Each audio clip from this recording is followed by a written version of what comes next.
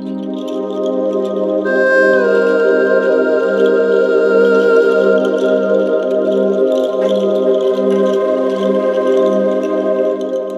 you're in a place where it is safe and appropriate, please close your eyes and begin to take some nice, long, slow, deep, relaxing breaths in through the nose and out through the mouth.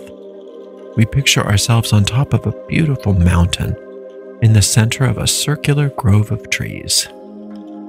In the center of our circle, a bonfire blazes forth and it lights us and the grove with a sacred golden light. This is the light of perfect love and perfect trust, and it burns away everything unlike itself, leaving us safe and serene. Into this sacred space, we invoke the presence of our Creator. To many of us, our Creator reveals themselves to be a mother and father, a goddess and God. We also call upon our angels, our guides, our teachers. We ask that we be guided as we walk upon the way, becoming happier, more peaceful, wiser, and more loving people. Thank you very much. Blessed be. As we work on our studies in magic, very much like any other skill, as you progress, things change. If you are learning how to play an instrument, some of the beginning exercises that you learn, as you become adept at those beginning exercises, you don't need them anymore. They fall away and you do new things. While it's true that the fundamentals of any skill always are in effect, how we access those fundamental skills evolve. A lot of times we forget that, and we stick with tools that we need at the beginning to get the magical processes working properly. And as we grow in magic, we forget that it's necessary for our techniques to evolve with us. Many times we get so stuck on the process that we forget to evolve. When you're a beginner, when you're starting out, I think it's advantageous to use all the tools. And when I teach beginners, I always encourage them to have a full set of the witch tools that you've consecrated, and that you go through all the steps and you do everything as we teach you how to do. Not only is it helpful for you to have those tools to work your magic, but it's also a way to train your mind and to get in touch with those different forces within you. At first, it can be very challenging to integrate those forces into abilities without having something tangible to put our hands on and to work with. Many people say, well, maybe I don't need the tools. Well, you don't need anything. Nobody needs anything. But as a beginner, I've found that it tends to save a lot of time and effort to go through the training as given, and then integrate what you've learned and start to express yourself within the framework of that in your own way. A lot of times we either miss the boat on that and we say, I'm going to get right to the advanced work, and we don't go through the training and miss out on some important skills. But then the opposite is also true, that people get stuck in the fundamentals and the rudiments of it, and they don't move beyond. They don't move beyond the training wheels.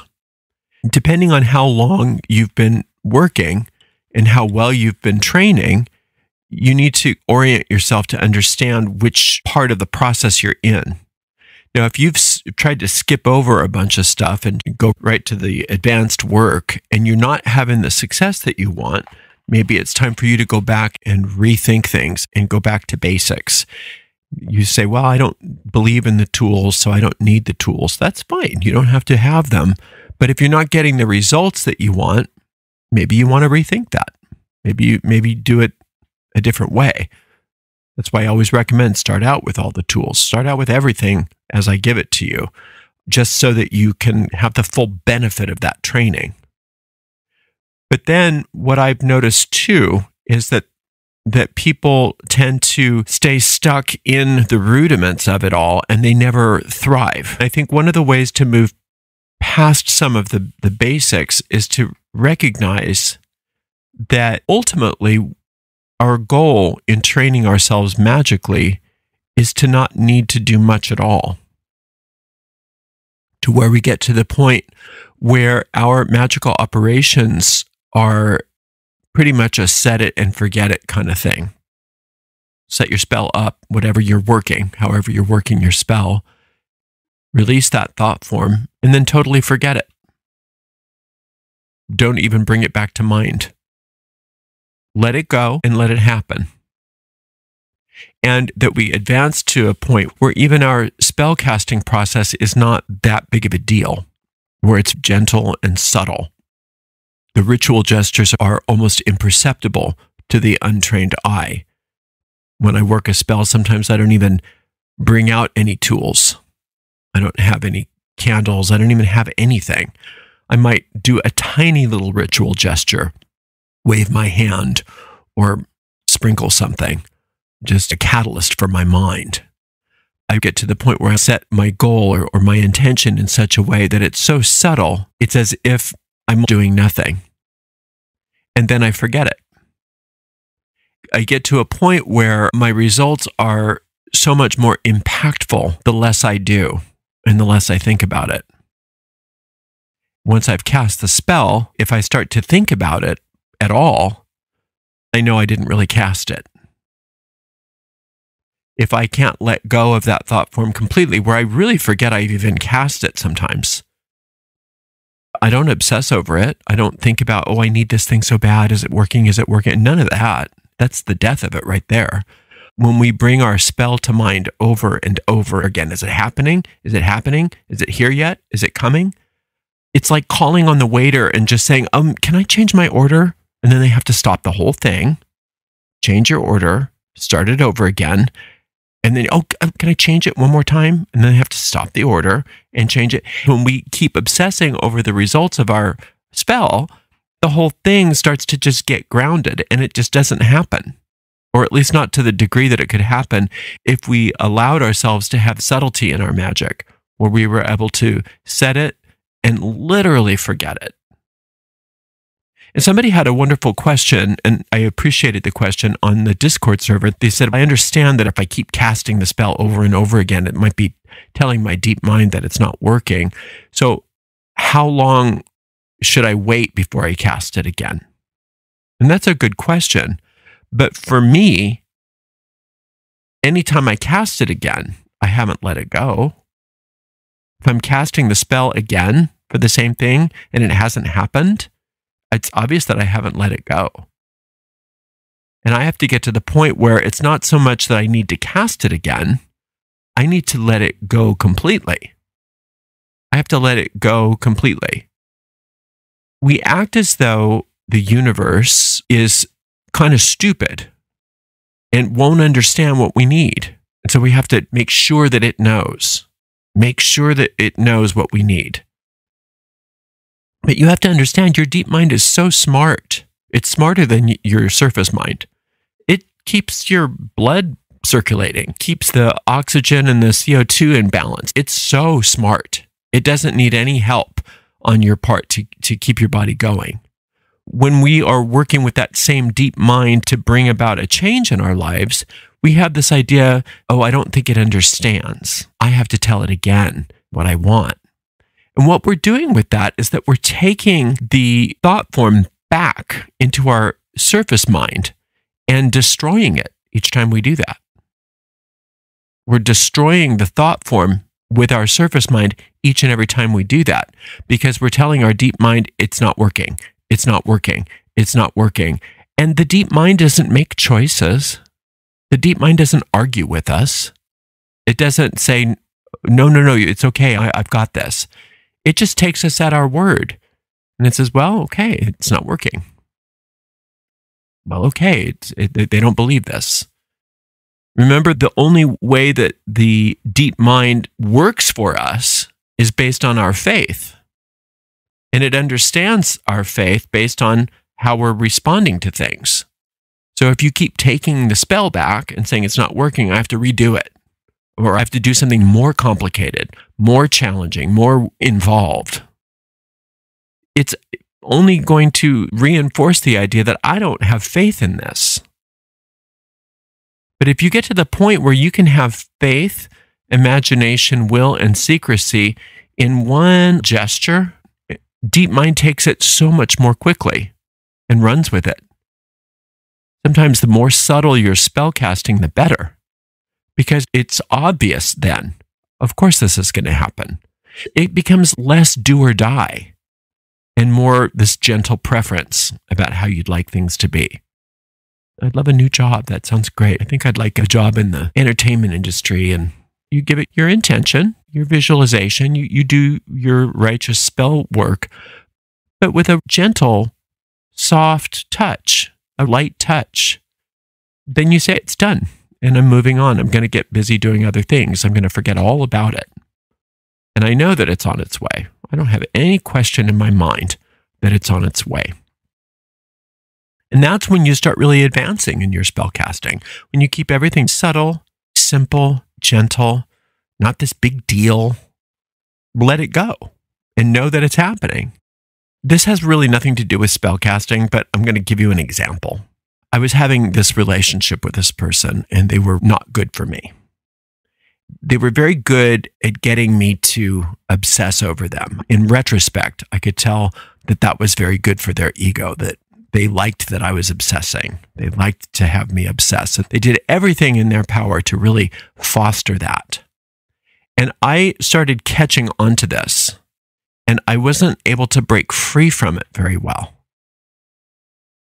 And I went to a hip that my mother had gone to quit smoking. Very successful. She only needed one session. Actually, 2 or 3 people I knew had quit smoking with this hypnotherapist. So I thought, I'm going to go to a hypnotherapist. And I said, I know you were able to help my mom quit smoking. Can you help me quit thinking about this person? And she said, sure. One session. And then the phone rang like 3 days later. The person called me and they said, hey, it's so-and-so. And I said, so-and-so who? And then I realized who it was. And I realized that I was totally over it. The obsession was gone.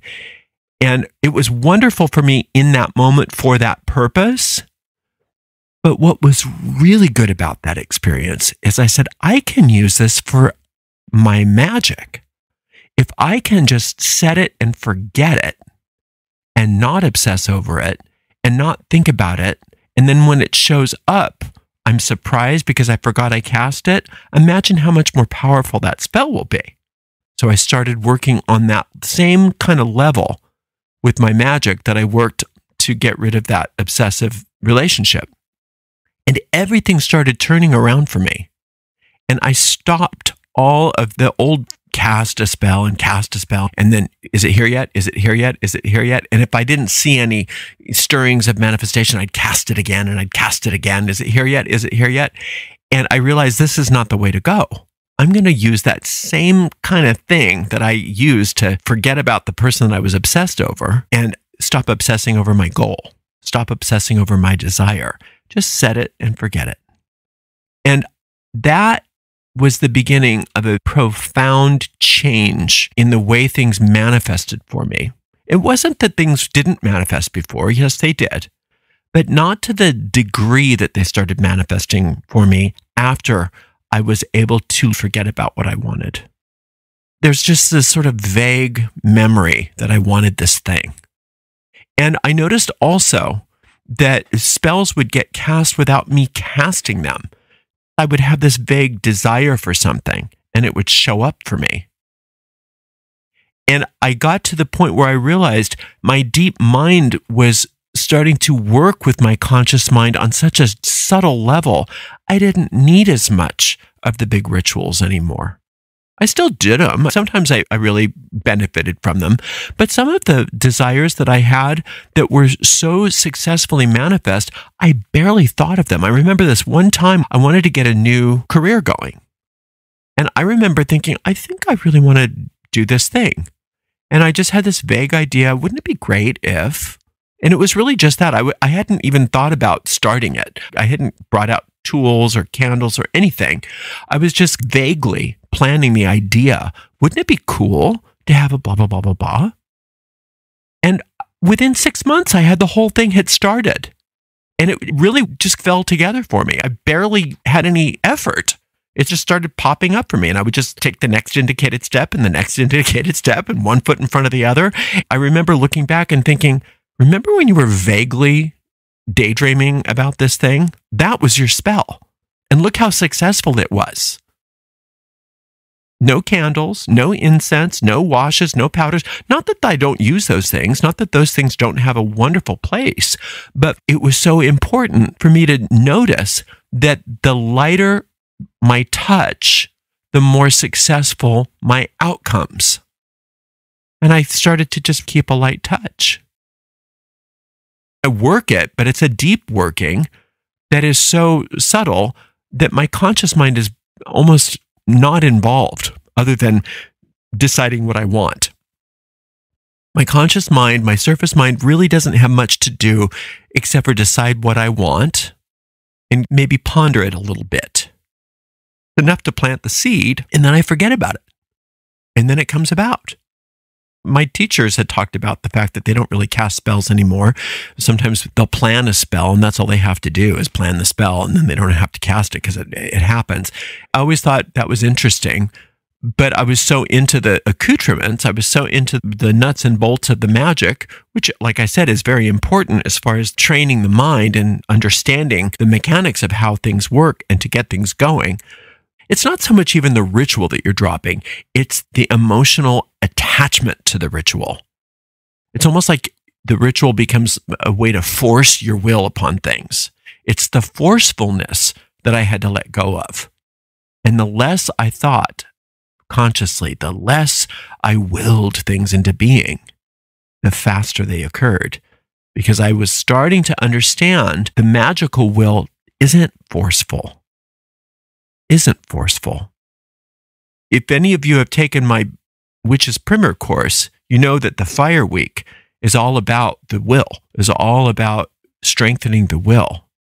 And you get to a point after you've done that week where you realize less is more, that my will is much more powerful if I can relax.